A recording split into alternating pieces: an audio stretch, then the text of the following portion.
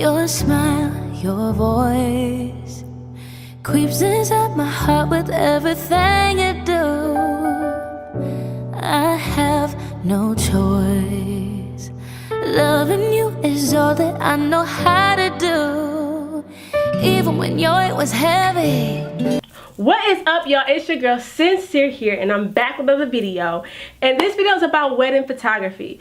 Last month a homie of mine hit me up saying, hey, I'm doing this wedding, I need your help. So, being the amazing person that I am, I went to help him. And I learned a few things along the way. This has to be like, for doing photography, this has to be like my 4th or 5th wedding. It might be my 6th. I can't keep count. No, this has definitely been like my 6th wedding, shooting wedding photography. So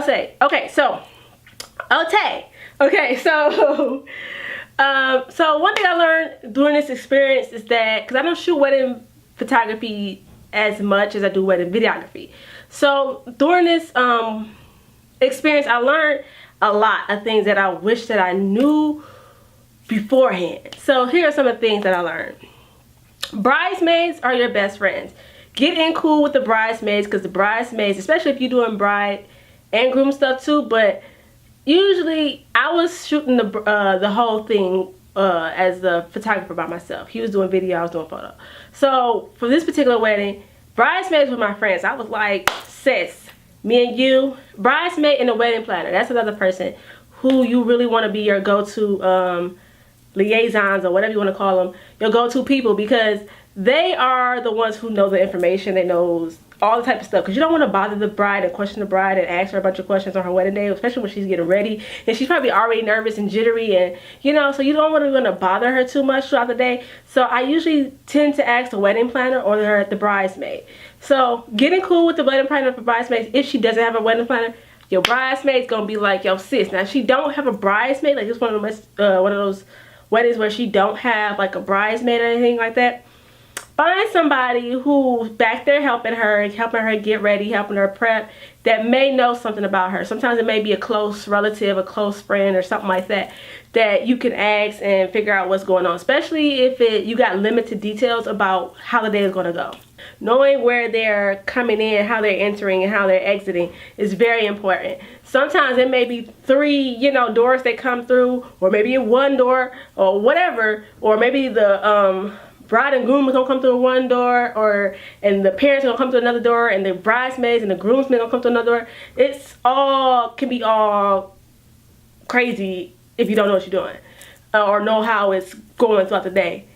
We asked, for this particular, we asked like, how is this gonna go? And we still got tripped up during the actual ceremony. So it kind of made it like, you know what I'm saying? Because you're kind of like thinking on our feet, but we didn't want to be in the way. But at the same time, we were in the way. It was kind of like, it was kind of crazy because we didn't have a clear understanding. And then the understanding that we did have, they changed it. So that's what, that can happen. That's something to be aware of. Some things get changed the last minute of, and you just got to go with the punches. So that's one thing.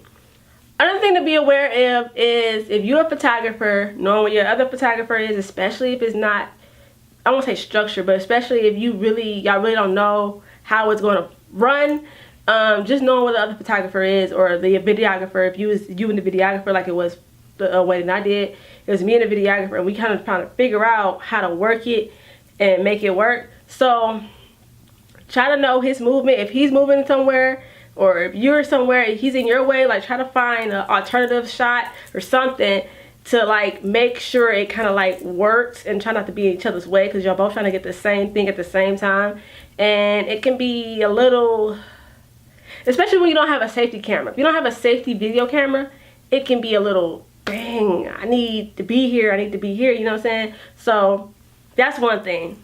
And that's one thing I learned, like trying to figure out movement. And it came to the bright idea that we was in a smaller sanctuary, a smaller like venue. So I thought, after like almost towards the end, I got the bright idea to you know what, let me get a longer lens, or further zoom lens that I can shoot from the back. And that's what I did. I shot from the back for like the rest of the way, because I was just like, at this point, I mean, you know, I got all the close-ups, so it was towards the end. And good thing I did think that way, because towards the I shot with a longer lens towards the end of the wedding, the ceremony, and then I just the rest of it was coming out. I was already in position to get the people coming out, so it worked out for me. Really knowing the gear that you have, and if you're able to be able to shoot with that gear, is very important. Luckily for me, I did have a longer lens to like get some really closer shots from the back of the venue, which really helped me out tremendously. For me, like I said, I picked out my longer lens and just shot from the rear of the church after it was kind of like a little late, but I thought about it and I was like, dang. But at the same time, when it was all over, I said, dang, I wish I had this lens. Dang, I wish I had that lens, because if I had that lens, I'd be able to do this, that, and the other. So it would have worked out better. So that's another thing that you might want to think about when you shooting wedding photography for sure.